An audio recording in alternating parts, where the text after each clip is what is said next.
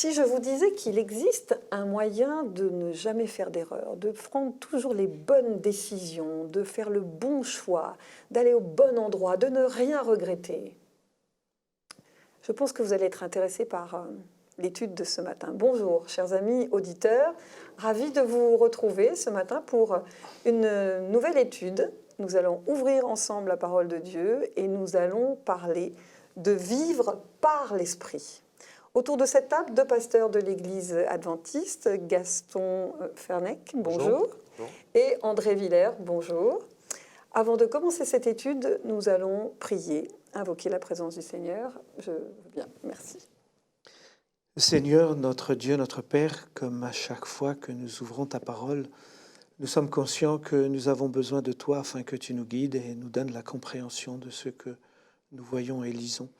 Et c'est pour cela, Seigneur, que alors que nous allons commencer ce moment, nous voulons, Seigneur, que tu sois avec nous, que tu ouvres notre intelligence, que tu nous instruises, que tu sois avec tous ceux aussi qui, par le biais d'Internet, nous regardent et qu'ils puissent aussi avoir cette compréhension de ce qui va être débattu et dit dans cette leçon.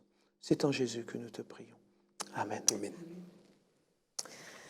Ésaïe 61, à partir du verset 1, nous dit « L'Esprit du Seigneur l'Éternel est sur moi, car l'Éternel m'a oint pour porter la bonne nouvelle aux malheureux. Il m'a envoyé pour guérir ceux qui ont le cœur brisé, pour proclamer aux captifs la liberté et aux prisonniers la délivrance, pour publier une année de grâce de l'Éternel et un jour de vengeance de notre Dieu, pour consoler tous les affligés, pour accorder aux affligés de Sion, pour leur donner un diadème au lieu de la cendre, une huile de joie au lieu du deuil. » Et ce matin, nous aimerions, nous, savoir comment vit une personne qui marche par l'Esprit. Comment peut-on reconnaître une personne qui marche par l'Esprit, qui vit par l'Esprit? Alors, tout d'abord, je vais me référer à une déclaration de Jésus. Jésus va dire que c'est à leurs fruits que vous allez les reconnaître. Celui qui marche par l'Esprit doit manifester les caractéristiques du fruit de l'Esprit.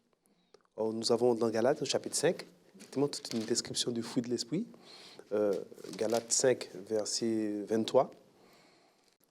Et il nous parle des fruits de l'Esprit, voilà, car le fruit de l'Esprit, c'est l'amour, la joie, la paix, la patience, la bonté. Donc, quelqu'un qui marche par l'Esprit, automatiquement transpire ces caractéristiques de l'Esprit. Ça doit se voir. Ça doit se voir. On aura beau dire qu'on est chrétien ou que Christ m'a libéré, mais si ceux qui continuent à vivre avec moi sont en train de souffrir, eh bien, peu de personnes accepteraient cette liberté en Christ. Oui, quelques masochistes. Oui, c'est ce qu'on a lu dans Ésaïe 61. L'Esprit du Seigneur est sur moi, car il m'a oint afin d'apporter. Et on voit toute une description. Voilà. Quand on regarde justement ce fruit de l'Esprit qui est décliné en plusieurs qualités, elles sont toujours, d'une certaine manière, dirigées vers les autres, pas vers soi. C'est la différence justement par rapport à ce que l'on entend dans le monde quand on parle de l'amour. L'amour, c'est souvent très conditionnel, très intéressé. C'est un commerce, presque. Commerce, oui.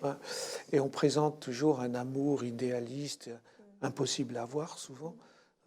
Et puis, très accapareur, très, possessif. Alors que dans la Bible, Dieu, même si c'est le Dieu qui veut avoir tous les hommes avec lui, il le veut pour leur bien. Il le veut pour leur bien-être. Dieu aime dans le sens où il s'intéresse aux autres. Son amour est totalement désintéressé. C'est pas pour lui qu'il le fait, c'est pour l'être humain. Et son amour est inconditionnel. Qui que l'on soit, on peut être intéressé par Dieu pour le salut. Attention, pour le salut. Dieu a tant aimé le monde qu'il a donné son Fils afin que quiconque croit. C'est quiconque. Dieu ne fait pas de différence. C'est nous, les hommes, qui faisons des différences. Et parfois, les églises n'ont pas été aussi très apporté de très bons témoignages parce que on a rejeté des gens, soit par la culture, soit par tradition, soit par ceci ou cela, ou simplement parce qu'on n'avait pas la même couleur aussi. Alors que dans la Bible, Il n'y a pas de différence. il n'y a pas de différence. Dieu accepte tout le monde. Donc, et pour aller un peu plus loin, celui qui vit par l'esprit, étant connecté à l'esprit, Tout à fait. car Dieu est amour, donc à la source de l'amour, automatiquement, effectivement, ça va se ressentir dans sa relation avec les autres, Tout à fait. dans sa relation dans sa famille, dans sa relation dans l'Église. Tout à fait. Dans sa grande bonté, dans sa grande générosité, nous disions il y a quelques semaines que nous avons été libérés, mais une fois libérés, Dieu nous donne cet esprit pour nous guider, parce qu'il sait que nous avons besoin Absolument. d'un cadre, que nous avons besoin d'un instructeur, d'un consolateur, de quelqu'un pour nous diriger.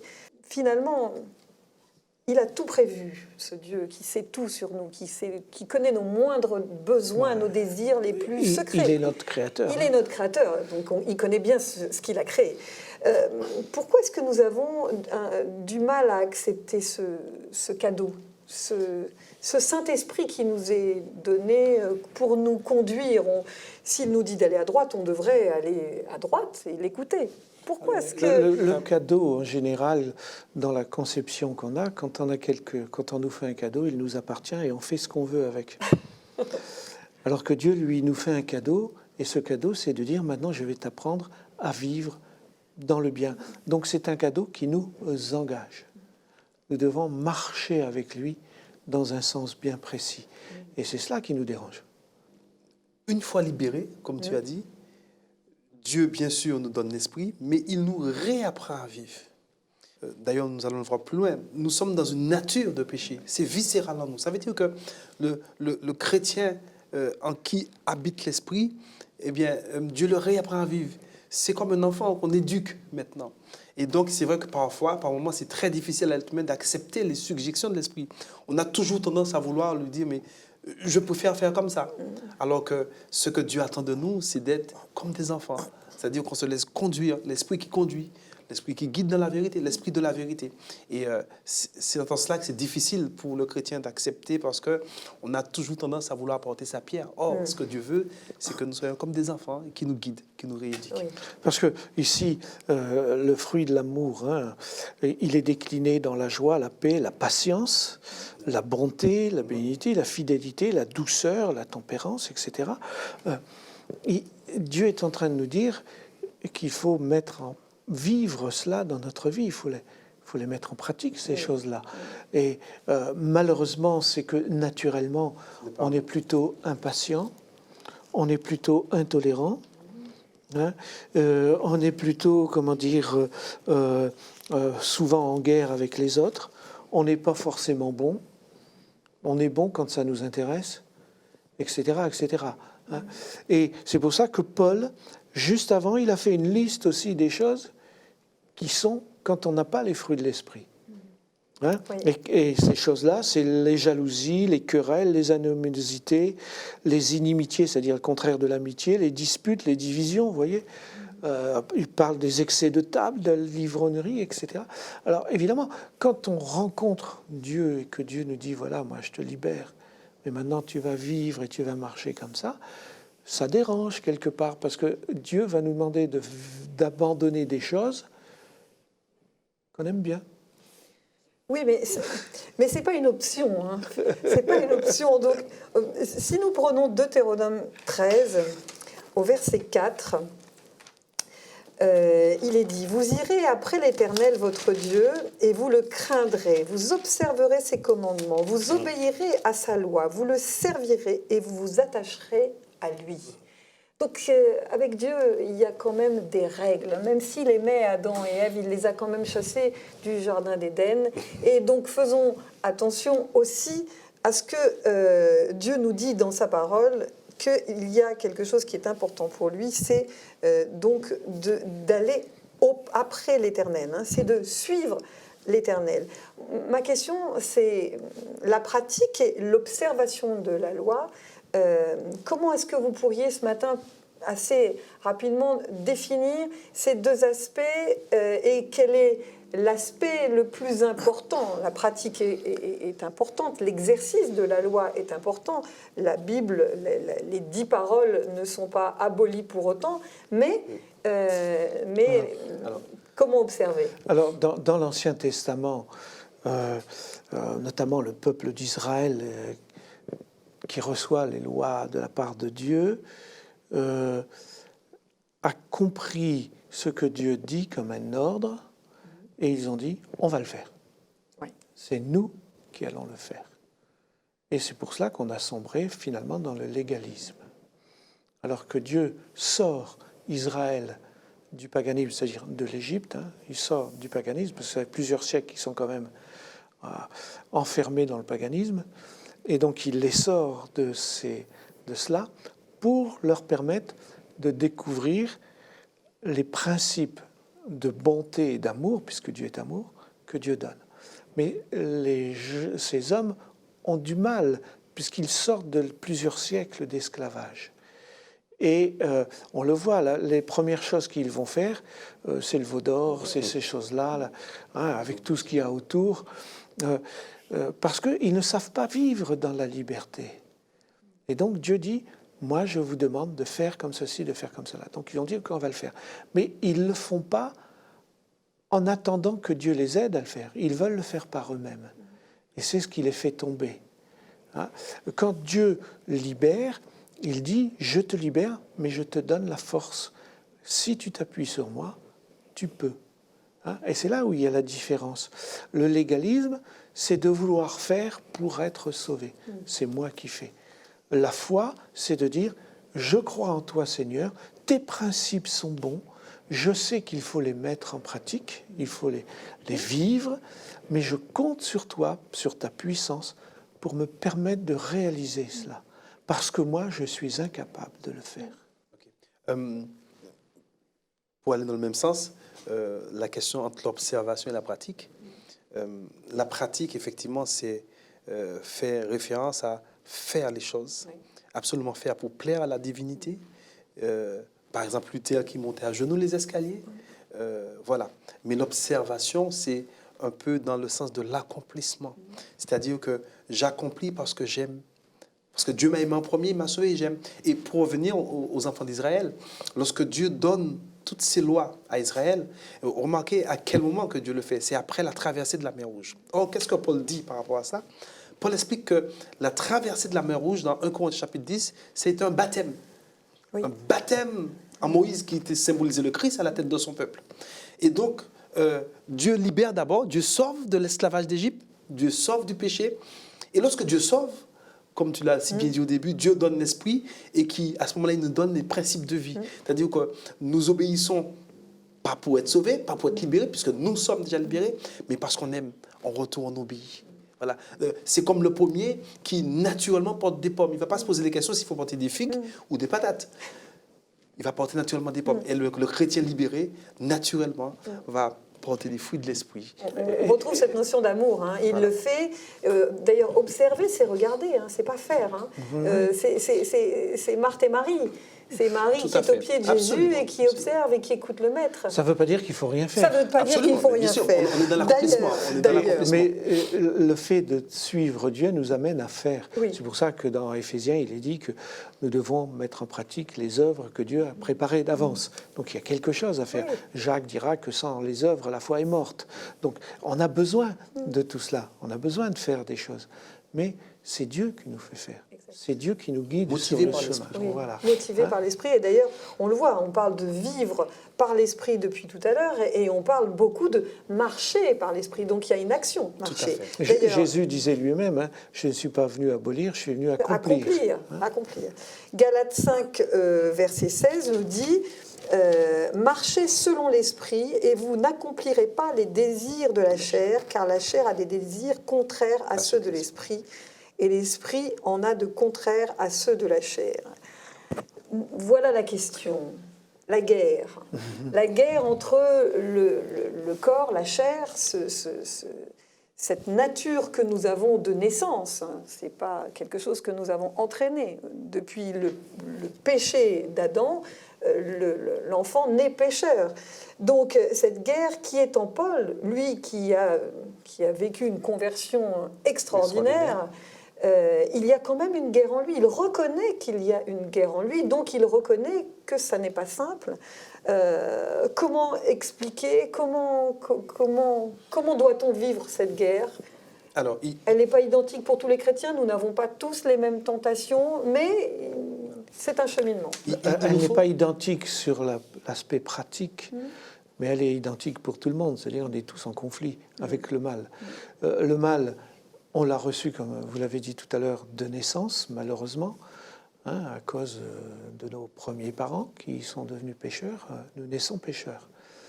Donc, nous avons en nous quelque chose qui nous pousse à faire des choses qui vont à l'encontre de la volonté de Dieu, c'est-à-dire le bien. Nous sommes souvent égoïstes, centrés sur nous, nous faisons plus par intérêt, on préfère faire ce qu'on aime que ce qu'on n'aime pas, etc., etc. Or, l'Esprit de Dieu, lui, vient combattre cela, vient combattre cet état d'esprit en disant non, maintenant il faut que tu penses à l'autre, il faut que tu sois tourné vers l'autre, il faut que tu aimes l'autre, que tu le respectes, que tu agisses pour lui, pour son bien-être, que tu ne cherches pas toujours à tout ramener à toi.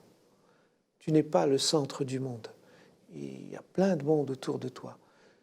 Tu n'es pas le plus beau, tu n'es pas le plus fort, tu n'es pas le plus grand, etc., etc. Et l'apôtre Paul nous dit même qu'il faut regarder les autres comme nous étant supérieurs. Ça nous enquiquine, ça, il faut dire ce qui est, parce que on n'aime pas se sentir inférieur aux autres, parce que justement, il y a en nous cette volonté de montrer qu'on est quelqu'un. Mais Dieu dit, mais tu montreras que tu es quelqu'un quand tu accepteras que tu es faible. Alors, il nous faut être réaliste en tant que chrétien.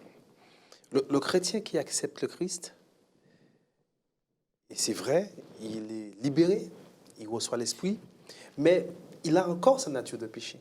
Et Paul dit qu'on a une nature vendue au péché.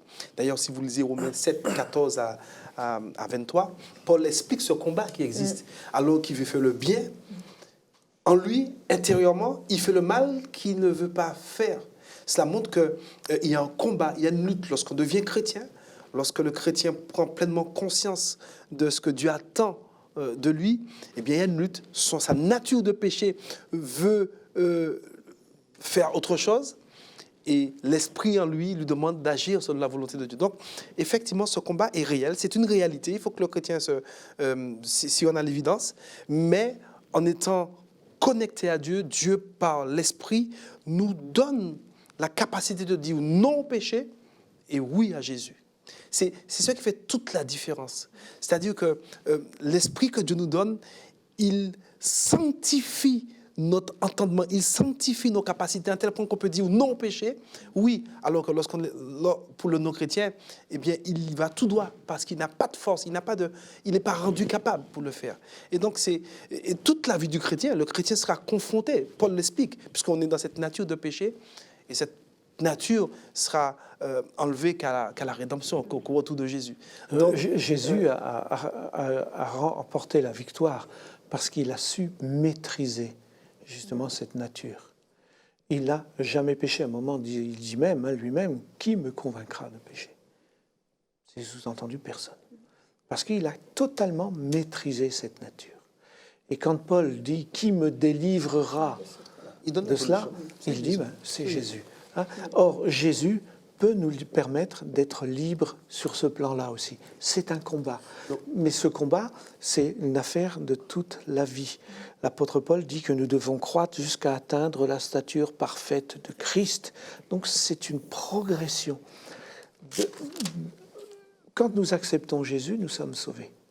Nous sommes pardonnés. Dieu efface nos péchés.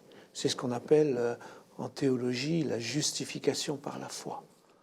Mais ensuite, il faut grandir avec Christ.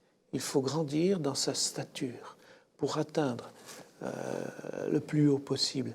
Et cela, c'est ce que tu appelais tout à l'heure le fait d'être sanctifié. C'est la sanctification. Dieu nous fait grandir petit à petit en fonction de nos capacités il nous apprend à maîtriser cette nature pécheresse. Et combien de fois j'ai connu des gens qui me parlent, après des années d'expérience de christianisme, en me disant « Avant, j'étais incapable de ne pas faire ceci, de ne pas faire cela. Maintenant, je sens que je peux le faire. » En rajoutant « C'est pas moi, c'est Dieu. » Parce que si on abandonne Dieu, on retombe très vite dans les travers. Donc il faut toujours être en connexion avec Dieu. Et c'est ça notre combat. Souvent on veut combattre contre la chair, alors qu'il faut combattre pour être en relation, pour être en ce qu'on appelle dans le jargon chrétien, être en communion, en relation avec Dieu. Et quand on est en relation avec Dieu, eh bien, qu'est-ce qui se passe ? On va se laisser guider par lui, on va se soumettre, entre guillemets, on n'aime pas trop ce terme de nos jours, mais là, on est fort, parce que le diable ne peut rien contre nous. Alors, Paul dresse dans Galates toute une liste des œuvres de la chair qui sont manifestes et qui sont l'adultère, l'impudicité, l'impureté, la dissolution. Cette liste, vous pouvez la retrouver donc dans Galates 5 à partir du verset 19. Et c'est pas cette liste-là qui nous intéresse, puisque elle conduit qu'à des dérives, des dérapages, et on le voit bien, la chair mène à la mort. Et nous, ce qui nous intéresse, c'est l'esprit qui mène à la vie. Et donc, il va conclure à partir de Galates 5, 22, qui est un texte que nous aimons particulièrement, que nous avons évoqué déjà au début de cette étude, mais que nous allons relire. Mais le fruit de l'esprit, c'est l'amour. Pourquoi est-ce qu'il place l'amour en premier ? Parce que c'est le fruit de l'esprit. C'est le fruit de l'esprit. Et ce fruit de l'esprit qui est l'amour se décline, va produire la joie, la paix, la patience, la bonté, la bénignité, la fidélité, la douceur, la tempérance. La loi n'est pas contre ces choses. Ça n'abolit pas les 10 commandements, ça n'abolit pas la parole de Dieu, ça n'abolit pas l'obéissance. Mais au contraire, l'amour va produire l'obéissance. Un enfant qui se sent aimé, eh bien, il est plus obéissant que si il se sent mal aimé et qu'on lui demande d'obéir par le joug, par la punition. Jésus a dit lui-même que la loi se résume par l'amour du Père, l'amour du prochain. L'amour, c'est l'accomplissement de la loi. Et l'amour, c'est l'accomplissement de la loi. Alors, nous parlons beaucoup d'amour dans nos églises. J'aimerais qu'on définisse un petit peu d'abord cette nature d'amour dont nous parlons. On en a un petit peu parlé tout à l'heure, mais on peut le clarifier encore. C'est une notion importante. Mais malgré tout, nous devons reconnaître que malgré le fait que nous avons aussi reçu cette libération, nous avons reçu cet esprit qui veut nous conduire, que nous n'avons pas toujours, auquel nous n'arrivons pas toujours à nous abandonner. Pourquoi cette difficulté ? Donc l'amour, d'abord, quel type d'amour ? De quel amour on parle ? Alors, l'amour dont il s'agit ici dans la Bible, c'est bien sûr c'est l'amour qui vient de Dieu, c'est l'agapé de Dieu. C'est un amour désintéressé qui se donne à l'autre. Vous savez, aujourd'hui dans notre monde, ce mot amour cache beaucoup de misère parfois, beaucoup de misère. Vous avez certainement déjà dû rencontrer autour de vous des familles qui sont brisées, des enfants qui sont tristes parce qu'un père a trouvé un nouvel amour.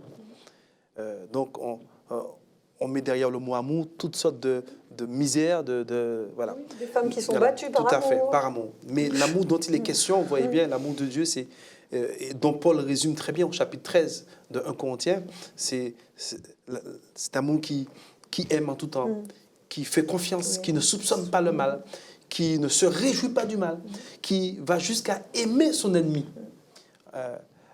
jusqu'à dire du bien de son ennemi. D'ailleurs, Jésus le fait.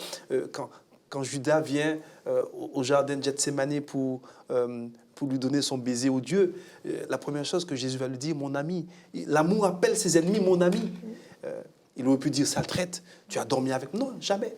Mon ami, il aime encore, il veut le sauver encore une nouvelle fois. Et donc cet amour dont il s'agit, c'est donc le chrétien en contact avec Dieu, qui est connecté à la source de l'amour, doit effectivement manifester ses caractéristiques dans notre vie de famille, dans notre foyer. Cet amour n'est pas là pour condamner, ni pour juger, ni pour se sentir supérieur. Et d'ailleurs, c'est lorsque les chrétiens ou les familles, nous allons vivre ainsi. La Bible dit, aimez-vous les uns les autres comme je vous ai aimé, comme le Christ nous aime. C'est à ceci que le monde pourra reconnaître que nous sommes des enfants de Dieu. Donc, l'amour de toutes les questions, c'est cet amour désintéressé, qui n'attend rien en retour, mais qui aime et qui se donne entièrement. Oui, Marie, aimez vos femmes, Éphésiens 5. Hein, on aime bien ce texte. Marie, Et- aimez vos femmes comme Christ a aimé l'Église et s'est donné Pour l'Église. pour l'Église. Et justement, le principe de l'amour, c'est de vivre dans la joie, dans la paix, dans la fidélité. Et ça, c'est le principe de l'amour de Dieu. Dieu ne veut pas de guerre sur terre. Souvent, on dit, s'il y avait un Dieu, il n'y aurait pas de guerre. Mais ce n'est pas Dieu qui fait les guerres, ce sont les hommes. Hein. Dieu veut que les hommes sont dans la joie. La preuve, dans l'Ancien Testament, il avait donné plein de fêtes pour que les hommes puissent se réjouir. Hein. Dieu veut que les hommes soient heureux et fidèles. Hein, c'est pour ça qu'il a dit, attention, l'infidélité, c'est pas quelque chose de bien. Il a donné la notion de l'adultère, etc. Mais l'homme, ça lui plaît pas. Ça. Notre nature n'aime pas ça. Notre nature est en guerre contre Dieu. Alors, quand on accepte l'esprit, eh bien, en nous, il y a ce conflit. Il y a un conflit. D'un côté, comme dit Paul, par l'entendement, on est attiré par la bonté, par l'amour, etc. Puis de l'autre côté, notre corps nous attire dans l'autre sens. Et c'est là où il faut justement remporter la victoire, c'est de laisser Christ guider notre vie pour permettre que nous soyons animés par les fruits, par le fruit de l'esprit. Et c'est vrai que même dans l'Église, il y a les conflits, il y a les disputes, il y a les querelles. Et chaque fois qu'on travaille avec les personnes qui sont en conflit, quand on regarde de près, quand on analyse, il y a toujours un problème de centrage sur soi et un oubli qu'il fallait d'abord être désintéressé. Alors pour conclure, comment vivre cette vie par l'esprit? Cette vie par l'esprit, elle est importante pour nous dans nos églises, mais elle est aussi importante pour le monde qui nous entoure, pour ceux qui nous observent. Nous qui avons reçu l'esprit, comment le vivre, comment le faire, le transmettre? On parlait de joie, vivre dans la joie, montrer cette espérance que nous avons en Jésus. Comment le vivre? Alors, comment le vivre ou quel est l'objectif de vivre par l'esprit? L'objectif, c'est d'une part, en ayant l'esprit en soi, que Dieu nous change, nous transforme, qu'il fasse de nous des hommes et des femmes meilleurs, n'est-ce pas? Mais l'objectif de Dieu, c'est que nous puissions aussi participer au salut des âmes, pour que les hommes et les femmes qui nous entourent puissent voir au travers de nous des hommes et des femmes changés, transformés, qui leur donnent envie aussi d'être comme nous, d'accepter ce Jésus, d'être des hommes aussi libres, des femmes libres en Jésus-Christ. Donc Dieu a un double objectif. Tout d'abord, en vivant par l'Esprit, Dieu veut nous changer. Il veut nous montrer quelle est sa volonté à notre égard. Il veut nous montrer le plan qu'il a pour nous. Alors, il veut nous changer, pas changer. Alors, très souvent, nous regardons à l'autre, mais il nous dit non, c'est toi que je veux changer. Gaston, c'est la poudre qui est dans tes yeux que je veux enlever. Et en me changeant, me transformant, il me permet d'attirer l'autre à Jésus-Christ. C'est pour ça qu'il est dit que quand j'aurai été élevé de toute la terre, j'attirerai tous les hommes. Donc, l'objectif de vivre par l'Esprit, c'est de nous changer, mais aussi de participer au salut des âmes, car Dieu veut sauver tous, sans exception. On ne peut pas aimer comme le monde aime, parce que le monde aime par intérêt. On va vous dire dans les publicités, on va vous proposer plein de belles choses pour votre bien-être, pour ceci, pour cela, mais finalement, la finalité de tout ça, c'est de gagner de l'argent. Que ça vous permette réellement d'avoir ci ou ça, c'est pas leur problème. C'est qu'eux, ils fassent de bénéfices.